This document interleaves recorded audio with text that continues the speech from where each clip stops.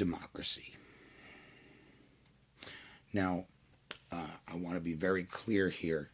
I in no way endorse either of the candidates for the major political Republican and Democratic parties for this particular election cycle.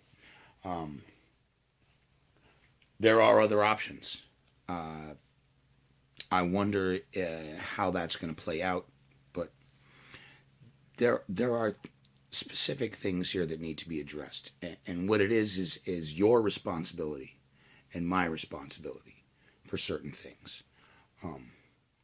Let's start with something like Benghazi. It is not the fault, the blame for Benghazi does not fall on the shoulders of one individual. It actually falls on these shoulders. Yours too. Because what happened is we the people, elected the officials who, through partisan bullshit, decided to cut hundreds of millions of dollars in security funding, even after being told by the person who was supposed to know, the Secretary of State, that this would endanger American lives. But we did it anyway. We did that. You and me. You did it.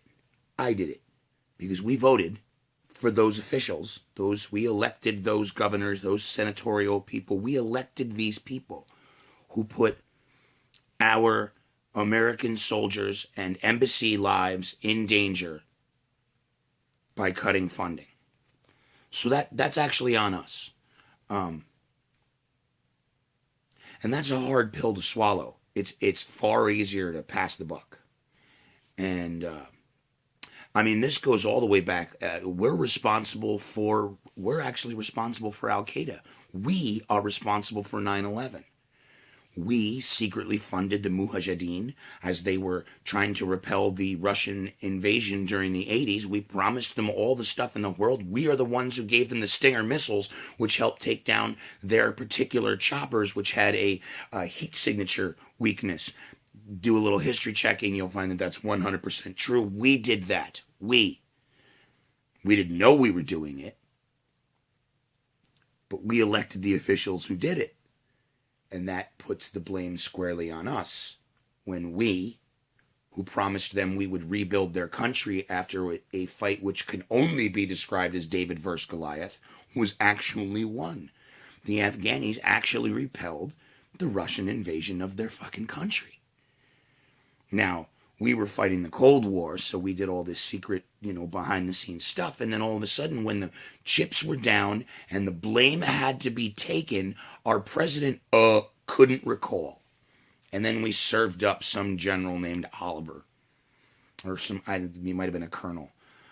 But we did that. You did that. I did that.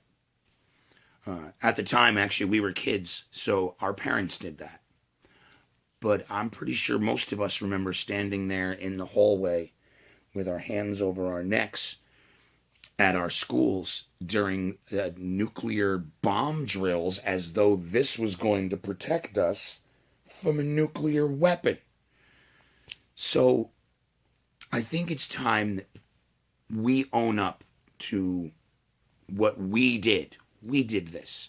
Stop blaming the officials that we elected. We elected them. They did what we wanted them to do. Otherwise, we couldn't or wouldn't keep electing them. So there's a thought that you might want to stuff in your hat. Because right now, there is a guy saying, I'm going to order our soldiers to shoot non-combatant women and children and fucking commit war crimes.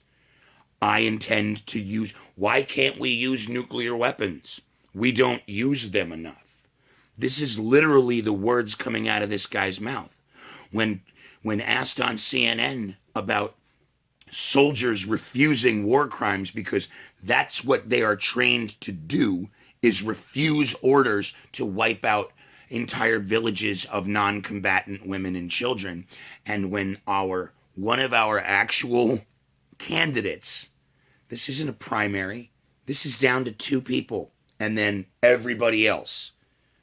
But one of the major party candidates is saying that when he orders our soldiers to shoot women and children, they won't refuse. They won't refuse me. I'm a leader. I've never had any problem leading anybody. You have to take out their families. This isn't something that he walked back and said, I didn't really mean shoot the women and children. No, he doubled down on it. So before we decide we're going to, if it happens, place the blame squarely on the shoulders of the president, we should probably look at ourselves and say, are we really going to call the soldiers who refuse those orders traitors to the United States, and the ones who follow them patriots? Keep it classy, America.